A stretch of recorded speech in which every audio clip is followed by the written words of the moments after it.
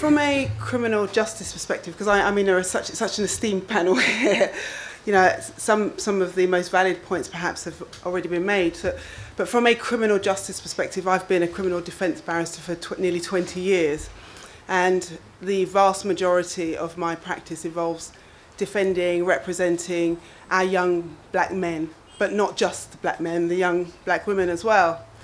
And it never ceases to amaze me that when I ask them the question, not about what they did or didn't do, what do you want to be, who are you, most of them look blank, and it's clear to me that at that point, they've never been asked a question in any real sense of the word. It's always just evolved naturally because they've followed their friends, or they think that they're good at music, or they think that they're good at something their friend is good at. But when you actually scratch beneath the surface of a 14, 15, 16-year-old boy, what's apparent to me the vast majority of the time is that they really don't have an idea of who they want to be, where they want to go. And so I always say, if you don't have an idea or a concept of where you want to be and who you want to be, then you can be taken off of your track. And so it just in terms of, from a criminal justice perspective, a lot of them lose hope once they're in the system. Once they're convicted of an offence, whether it's possession of a knife, an affray, they think automatically, because society has constructed it this way, that I've got no future anyway. Who's going to give me a job and I've been in trouble? Who's going to give me a job and I've been in the youth court since I was 12? So they write themselves off.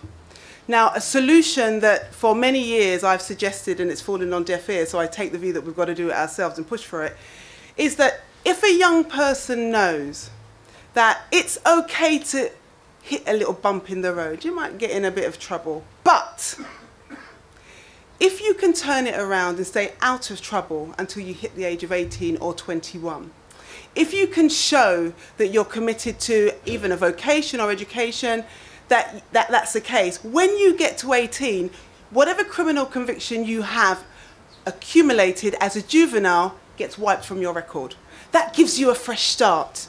And that does wonders for the mindset, because that 18-year-old boy who was heavily convicted of obstruction of police, of possession of cannabis, of possession of a knife, is no longer a young boy with those convictions. He's a young man with a fresh slate. And so that's just a practical, and it would cost absolutely nothing to do it. The money that the government are currently setting aside to build 3 super prisons is money that could be spent on initiatives such as that, such as schools and such as educational establishments, run by us, for us. Run by us, for us. So that's just one solution that I'm extremely passionate about, because the thought of it for young people is a thought that gives them a fresh start. And a lot of them have been, a lot of the people, I'd say probably well over 2/3 of the people that I represent, and most of them, I'm talking about murder, serious drugs, and you know, the potential of a life sentence at the end of any case that I'm dealing with. A lot of them, probably more than 2/3 of them, come from either a care or a PRU background, and normally the two go hand in hand. And ironically, my sister runs a care home, and my husband works in a pupil referral unit. And this is a circular discussion that we have all the time, because she's always cussing about them when they get to her in the home. He's always cussing when they get to the PRU, and I'm always cussing when I come back from court. But we have one thing in common. We love these children, and they have the greatest potential. Some of the young boys that I represent, by the end of a case which may last 2 or 3 months, not only did they not know who they wanted to be at the beginning of a trial, but when they are looking at life imprisonment, by the end of it, I can tell you one thing, they've got dreams and aspirations more than you could ever imagine. And so it's a shame that it takes that to tap into it. So what we can do as a community, and it's parenting, it's schooling, tap into their potential from a baby.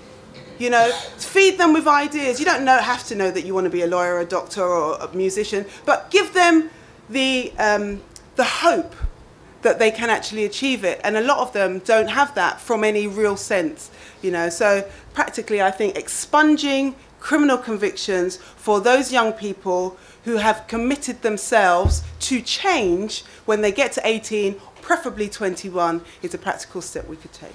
Fine. Thank you very much.